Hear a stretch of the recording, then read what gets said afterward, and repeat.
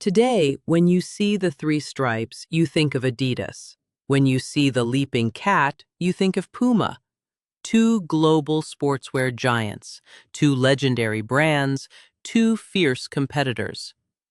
But here is the strange part. Adidas and Puma did not begin as rivals. They began as one company, and they were created by two brothers. The story begins in Herzogenaurach, a small town in Bavaria, Germany. At the beginning of the 20th century, nobody would have imagined that this quiet town would one day become one of the most important places in the global sportswear industry. But inside one family, two brothers were about to change the world. The younger brother was Adolf Dassler. Everyone called him Adi.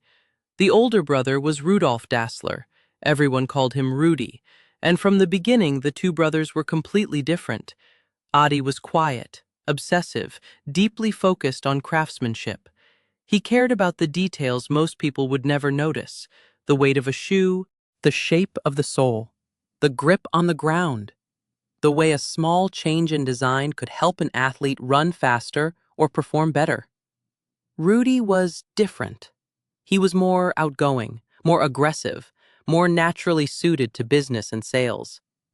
If Adi wanted to build the perfect shoe, Rudy understood how to get that shoe into the hands of the world. In a way, they were two halves of the same machine. One brother built the product, the other knew how to sell it. And for a while, the combination worked perfectly. After the First World War, Adi began experimenting with sports shoes in his mother's laundry room. There was no modern research laboratory, no venture capital, no global marketing department. Just a young man, a few tools, and an obsession with creating better shoes for athletes. In 1924, the two brothers officially founded the Dassler Brothers Sports Shoe Factory. The name itself was important. This was not Adi's company. It was not Rudy's company. It was the company of two brothers. At the time, sports shoes were nothing like they are today. People did not buy sneakers because they wanted to look fashionable. Athletes did not wear shoes because a celebrity had posted them online. They wore them for one reason: to win. And Adi Dassler understood that better than almost anyone. He would meet athletes, watch them compete, study the way they moved, and ask a simple question: what could make this shoe better? Then he would return to the workshop and change the product: the sole, the spikes, the weight, the grip. Every tiny detail mattered, because in elite sport, the difference between victory and defeat could sometimes be measured in fractions of a second. Adi had a simple philosophy: don't guess what athletes need, ask them. And that philosophy began to produce results. In 1928, athletes wearing Dassler shoes competed at the Olympic Games in Amsterdam. But the moment that changed everything came 8 years later: Berlin. The Olympic Games were being held in Nazi Germany, and on the track stood an American athlete who was about to make history. His name was Jesse Owens. Owens did not simply compete, he dominated. 4 gold medals, 4 victories, and on his feet were shoes made by the Dassler brothers. For Adi and Rudy, this was a turning point. A young athlete from a small shoe factory in Bavaria had just become one of the most famous athletes on earth, and their shoes had been part of the story. The company gained attention, athletes began to notice, and the brothers discovered a powerful truth: if you create a product that helps the best athletes in the world win, the world will eventually notice you. But outside the factory, Germany was changing. The country was moving toward one of the darkest periods in its history: war, political extremism, suspicion. And eventually, the pressure of history began to reach into the Dassler family itself. The company had to survive the Second World War. And after the war, everything became more complicated. The brothers faced investigations, accusations, questions about the past, and growing distrust between one another. This was the moment when the differences between Adi and Rudy became dangerous. Because a company can survive disagreement, but it struggles to survive when its founders no longer trust each other. There is no single event that historians universally agree was the one moment that destroyed the relationship between the brothers. Different accounts describe different accusations and conflicts surrounding the war years, Rudy's post-war detention, family tensions, and disagreements over the company. But one thing is clear. By 1948, the relationship between the two brothers had broken beyond repair. The company they had built together was about to be divided. And from that division, two of the greatest sports brands in history would be born, Adidas and Puma. In 1948, the Dassler brothers finally went their separate ways. Rudolf left the original company and began building a business of his own. At first, the company was registered under the name RUDA, but eventually the name changed. Puma was born. Adi stayed behind, and in 1949, he officially registered his own company. The name was created from his nickname and his surname, Adi Dassler, Adidas. One family business had become two competing companies, two brothers, two factories, two brands, and one small town caught directly in the middle. Herzogenaurach was no longer just the place where the Dassler brothers lived, it became the battlefield. People worked for Adidas, or they worked for Puma. Employees from both companies lived in the same town. They walked the same streets, shopped in the same stores. And according to the famous local legend, people would sometimes look down at someone's shoes before deciding whether to trust them. The town became known as the place where people looked down before looking up, because the shoes on your feet could reveal which side you were on. Whether every detail of that story is perfectly accurate is difficult to prove, but the larger truth is undeniable. The rivalry between the two brothers had spread far beyond the factory walls. It had become part of the identity of the entire town, and the competition was about to move on to the world's biggest sporting stages. Adi still had one major advantage. He was obsessed with the product. To him, a shoe was not simply something people bought, it was a tool. Athletes did not need the most beautiful shoe, they needed the shoe that helped them run faster, grip the ground better, and perform when the pressure was at its highest. Rudy understood that too, but he also understood something else. Puma could not simply be known as the company founded by Adi's brother. It needed its own identity, its own stars, its own victories, its own mythology. And so, the rivalry began to intensify. The two companies competed for athletes, for teams, for tournaments, for attention. And in the early days of sports marketing, there was nothing more valuable than owning a star athlete. Before social media, athletes could not post a photo online and instantly reach millions of fans. But they could walk onto a field, in front of millions of viewers, wearing your shoes. Sometimes, that was all the advertising a brand needed. The most famous early battle came during the 1954 World Cup. West Germany faced Hungary in the final. Hungary was considered almost unbeatable. They had already destroyed West Germany 8-3 earlier in the tournament. Few people expected West Germany to win. But the final was played in wet conditions. The field was slippery, and Adi Dassler had developed a solution: interchangeable studs. When the conditions changed, players could adjust their footwear. West Germany won 3-2. The victory became one of the most important moments in German football history, and Adidas was there. The shoes did not win the match by themselves, but they became part of the story, a German company, a German team, a historic victory. For a country still recovering from the trauma of war, Adi understood something incredibly powerful. People do not just remember products, they remember stories, and Adidas had just become part of one of the greatest stories in German sport. But Puma was fighting back. The competition was no longer only about technology, it was about attention. Who had the athlete? Who owned the moment? Who controlled the story that millions of people would remember? In 1970, one of the most famous battles in sports marketing took place. Puma had signed Pelé. And Pelé was not just another football player. He was one of the most famous athletes on earth. Before one of his matches, Pelé performed a simple action. He bent down and tied his shoelaces. The cameras focused on him. Millions of people watched, and suddenly the Puma logo was visible to the entire world.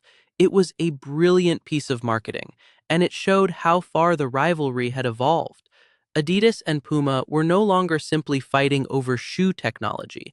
They were fighting for cultural attention. Every athlete mattered. Every tournament mattered. Every television camera mattered. Every moment could become a weapon. But the strangest part of the rivalry was this. The two companies were not just competing with each other, they were competing with their own shared history. Every victory for Adidas could feel like a defeat for Puma. Every major Puma signing could feel like a personal challenge to the Dassler family legacy. The two companies had started in the same factory, in the same family, in the same town, but now each one was trying to prove that it was the true heir to the Dassler name. For decades, the rivalry continued, but inside the family, the damage remained. The two brothers rarely spoke. Their families stood on opposite sides, and a painful truth became increasingly obvious. Two men had once built an empire together, but they would never truly enjoy that empire together. Then a new generation appeared, the sons of the two brothers, Horst Dassler, the son of Adi, and Armin Dassler, the son of Rudi. Their fathers had turned a disagreement into a war.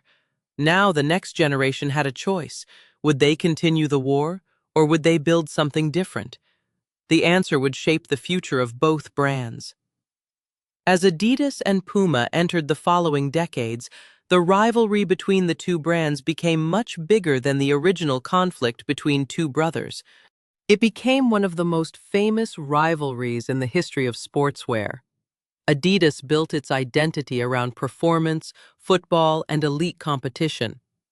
Puma developed its own personality, speed, individuality, style, athletes with strong personalities. The two brands were different, but they were still connected by the same origin. And both eventually discovered the same fundamental truth. A good product is not enough. You have to make people want to become the kind of person who wears it. In the beginning, Adi Dassler had focused almost entirely on performance. Make the shoe lighter, make it stronger, make it more effective. But as sports grew into a global industry, something changed. Sports shoes became more than equipment, they became symbols. People did not only buy the shoes their heroes wore because they wanted to perform better, they bought them because they wanted to feel connected to those heroes, to a team, to a culture, to a lifestyle. A product designed for athletes could now become part of everyday life for millions of ordinary people. And that was when the legacy of the Dassler brothers became larger than either of them.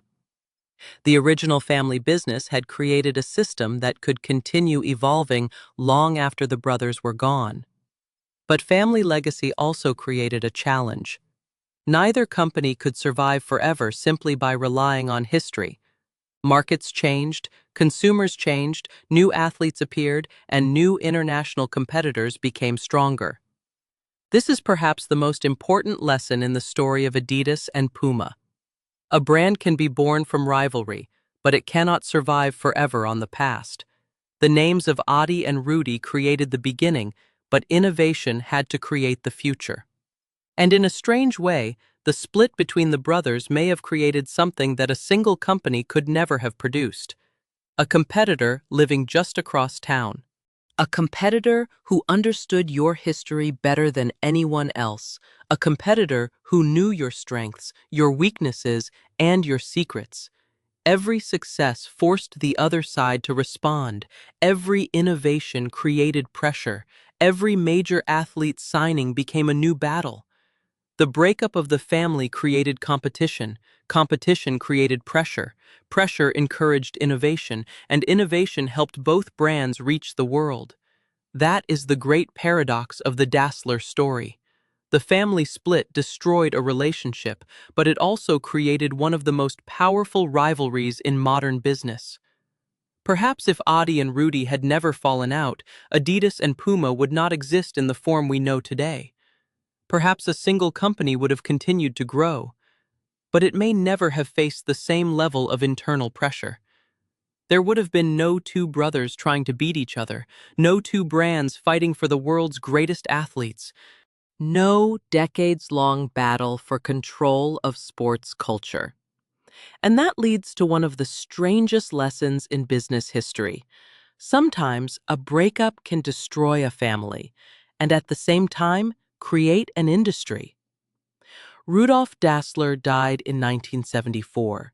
Adi Dassler died in 1978.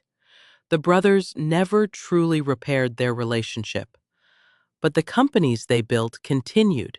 Adidas continued, Puma continued, and the rivalry continued. Today, when people see a pair of Adidas shoes or a Puma logo, very few think about a small workshop in a Bavarian town.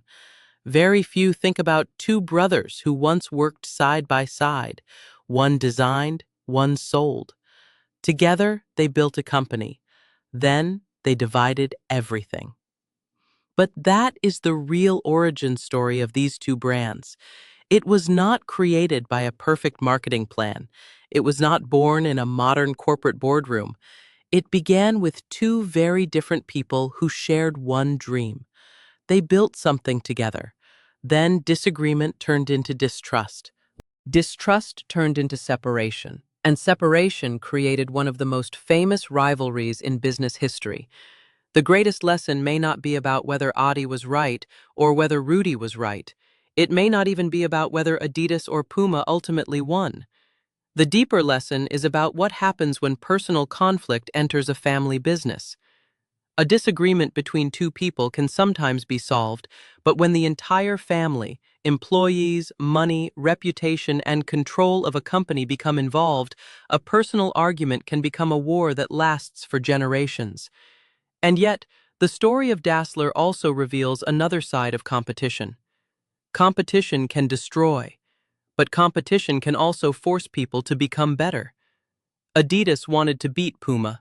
Puma wanted to beat Adidas, and because of that, both companies constantly searched for better products, bigger athletes, stronger stories, and new ways to capture the world's attention.